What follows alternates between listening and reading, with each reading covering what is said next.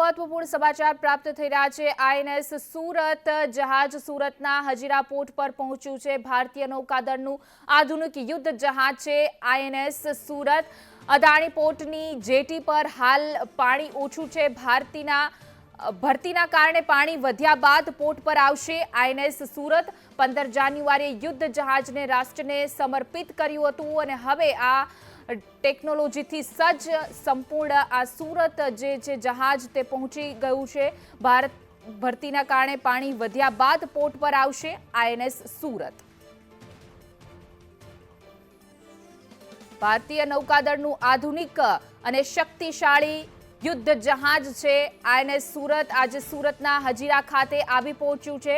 Adani port પર તેના સ્વાગત માટે ભવ્ય સમારોહનું પણ આયોજન છે। જે રીતે સેનાઓ તમામ